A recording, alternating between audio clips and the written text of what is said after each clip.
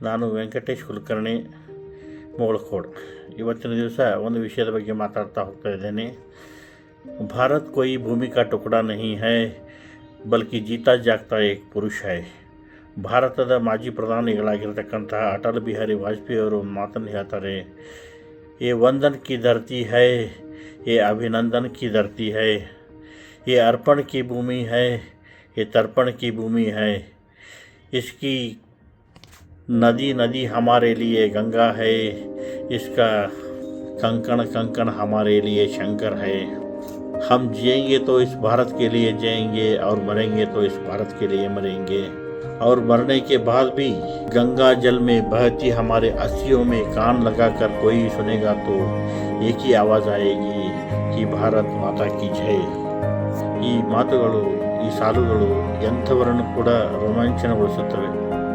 ಇನ್ನೊಂದೆಡೆಗೆ ರಾಷ್ಟ್ರಕವಿಗಳಾಗಿರ್ತಕ್ಕಂಥ ಕುವೆಂಪು ಅವರು ಹೇಳ್ತಾರೆ, ನಾ ನಳಿವೆ ನೀ ನಳಿವೆ ನಮ್ಮೆಲಬುಗಳ ಮೇಲೆ ಮೂಡುವುದು ನವ ಭಾರತದ ಲೀಲೆ.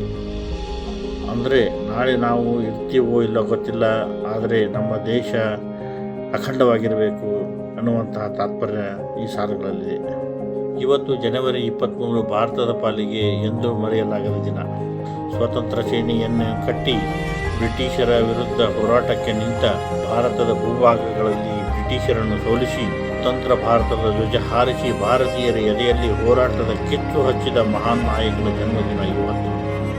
ಜಡಗಟ್ಟಿದ ಭಾರತೀಯರ ಮನಸ್ಸುಗಳಿಗೆ ಹೊಸ ಉತ್ಸಾಹವನ್ನು ತುಂಬಿ ಭಾರತಕ್ಕಾಗಿ ಹೊರದೇಶದಲ್ಲಿಯೂ ಮಿಡಿಯುವ ಮನಸ್ಸುಗಳನ್ನು ಸಂಪಾದಿಸಿದ ಮಹಾನ್ ನೇತಾರ ದೇಶ ಸಂಪೂರ್ಣ ಸ್ವಾತಂತ್ರ್ಯವನ್ನು ಪಡೆಯುವ ಮೊದಲೇ ತಮ್ಮ ಇಹಲೋಕದ ಯಾತ್ರೆಯನ್ನು ಮುಗಿಸಿಬಿಟ್ಟಿದ್ದರು. ದುರಂತವೆಂದರೆ ಭಾರತ ಸ್ವಾತಂತ್ರ್ಯ ಹೊಂದಿ 7 ದಶಕಗಳು ಗತಿಸಿದರೂ ಅದಮ್ಯ ವ್ಯಕ್ತಿಯ ದೇಹಾಂತ್ಯ ಹೇಗಾಯಿತು ಎಂಬುದು ನಮಗೆ ಗೊತ್ತಾಗದೆ ನಿಗೂಢವಾಗಿ ಉಳಿದು ಹೋಯಿತು. ಆ ಮಹಾನ್ ನಾಯಕ ಹೆಸರೇ ಸುಭಾಷ್ ಚಂದ್ರ ಬೋಸ್.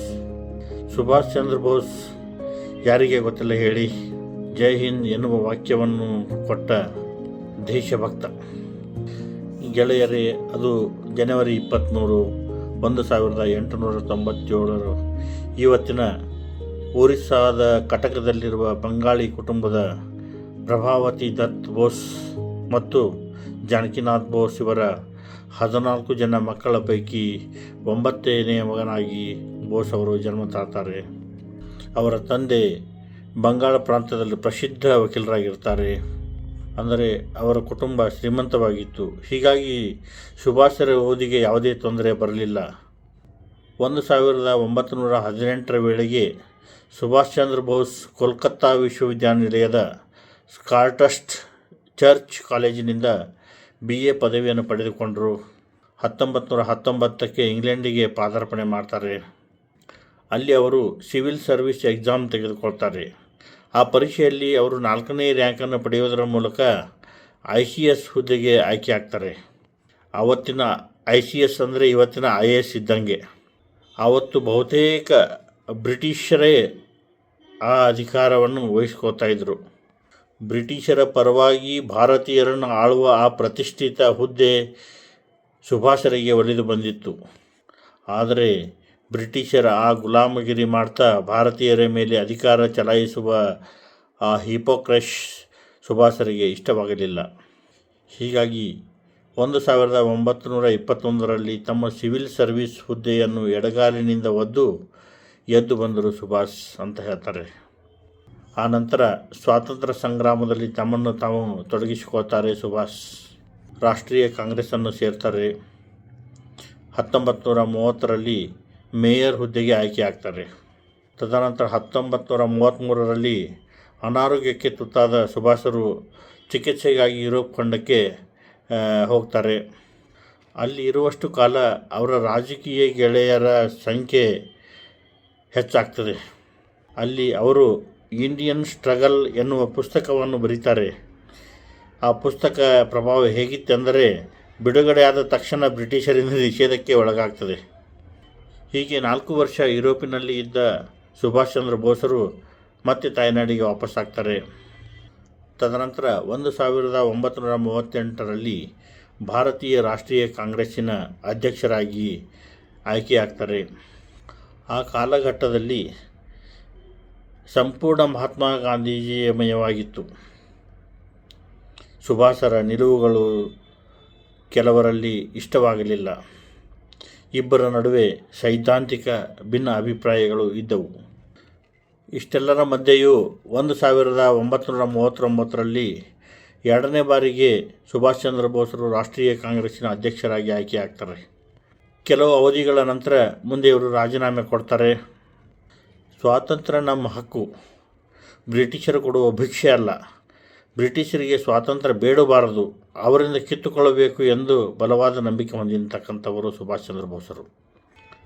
ಭಾರತದ ರಾಷ್ಟ್ರೀಯ ಕಾಂಗ್ರೆಸ್ಸಿನ ಅಧ್ಯಕ್ಷ ಸ್ಥಾನದಿಂದ ರಾಜೀನಾಮೆ ಕೊಟ್ಟ ನಂತರ ಸುಭಾಷ್ ಚಂದ್ರ ಬೋಸರು ಭಾರತದಿಂದ ಹೊರಗೆ ಹೋಗಿ ಒಂದು ವಿಭಿನ್ನ ರೀತಿಯ ಹೋರಾಟವನ್ನು ಮಾಡಲು ನಿರ್ಧಾರ ಮಾಡ್ತಾರೆ. ನಿಜವಾಗಿಯೂ ಬ್ರಿಟಿಷರಿಗೆ ಸುಭಾಷ್ ಚಂದ್ರ ಬೋಸರು ಬಹಳ ಅಪಾಯಕಾರಿಯಾಗಿ ಕಾಣ್ತಾ ಇರ್ತಾರೆ. ಅದು ಎರಡನೆಯ ಮಹಾಯುದ್ಧದ ಕಾಲ. ಬೋಸರು ಜರ್ಮನಿಯಲ್ಲಿ ಹಿಟ್ಲರ್ ಅವರನ್ನು ಸಂಪರ್ಕಿಸ್ತಾರೆ. ಹಿಟ್ಲರ್ ಅವರಲ್ಲಿ ಸಹಾಯವನ್ನು ಅಪೇಕ್ಷಿಸುತ್ತಾರೆ. ಆಗ ಹಿಟ್ಲರ್ ರಾಜ ಕೂಡ ಇವರಿಗೆ ಸಹಾಯ ಮಾಡುವುದಾಗಿ ವಾಗ್ದಾನ ಮಾಡುತ್ತಾರೆ. ಅಲ್ಲಿಂದ ಜಪಾನ್ ದೇಶಕ್ಕೆ ತೆರಳಿ ಜಪಾನ್ ದೇಶದ ಸಹಾಯವನ್ನು ಕೂಡ ಪಡ್ಕೊಳ್ತಾರೆ. ಜಪಾನದಲ್ಲಿ ಹೋದಾಗ ಅವರಿಗೆ ರಾಸ್ ಬಿಹಾರಿ ಬೋಸ್ ಸಿಗ್ತಾರೆ. ಅಲ್ಲಿ ಇಂಡಿಯನ್ ನ್ಯಾಷನಲ್ ಆರ್ಮಿ ಸ್ಥಾಪಿಸುತ್ತಾ ಆಜಾದ್ ಹಿಂದ್ ಫೌಜ್ ಸೈನ್ಯವನ್ನು ಕಟ್ತಾರೆ. ಸುಭಾಷ್ ಚಂದ್ರ ಬೋಸ್ ಅವರು ಸ್ವಾತಂತ್ರ್ಯ ಹೋರಾಟಕ್ಕೆ ನೀಡಿದ ಒಂದೊಂದು ಸಂದೇಶಗಳು ಕೂಡ ಭಾರತೀಯರಲ್ಲಿ ಹೋರಾಟದ ಕಿಚ್ಚನ್ನು ಹುಟ್ಟುಹಾಕಿದ್ದವು. ಅದರಲ್ಲಿ ನನಗೆ ನೀವು ರಕ್ತ ಕೊಡಿ, ನಾನು ನಿಮಗೆ ಸ್ವಾತಂತ್ರ್ಯವನ್ನು ನೀಡುತ್ತೇನೆ ಎಂಬ ಸಂದೇಶ ಸ್ವಾತಂತ್ರ್ಯ ಪೂರ್ವದಲ್ಲಿ ಅನೇಕ ಜನರನ್ನು ಸ್ವಾತಂತ್ರ್ಯ ಹೋರಾಟದಲ್ಲಿ ಸೇರುವಂತೆ ಮಾಡಿತ್ತು. ಅಂತಹ ಮಹಾನ್ ದೇಶಭಕ್ತ 1897ರಲ್ಲಿ ವಿಮಾನ ದುರಂತದಲ್ಲಿ ಮರಣ ಹೊಂದಿದರು ಎಂದು ಹೇಳ್ತಾರೆ. ಅಪ್ಪಟ ದೇಶಭಕ್ತ, ಭಾರತ ಸ್ವಾತಂತ್ರ್ಯವನ್ನು ತಂದುಕೊಡುವಲ್ಲಿ ಮಹತ್ತರ ಪಾತ್ರವನ್ನು ವಹಿಸಿ ತನ್ನ ಜೀವನವನ್ನೇ ಮುಡುಪಾಗಿಟ್ಟಿರತಕ್ಕಂತಹ ಸುಭಾಷ್ ಚಂದ್ರ ಬೋಸರ ಜನ್ಮದಿನವನ್ನು ಭಾರತ ಸರ್ಕಾರವು ಪರಾಕ್ರಮ ದಿವಸ ಅಂತ ಕೂಡ ಇವತ್ತಿನ ದಿವಸ ಆಚರಿಸ್ತಾ ಇದ್ದಾರೆ. ಅಂತಹ ವೀರ ಸೇನಾನಿಗೆ ನನ್ನದೊಂದು ನಮಸ್ಕಾರಗಳನ್ನು ಸಲ್ಲಿಸುತ್ತಾ ನನ್ನ 2 ನುಡಿ ನಮನಗಳನ್ನು ಸಲ್ಲಿಸುವೆ. ನಮಸ್ಕಾರಗಳು.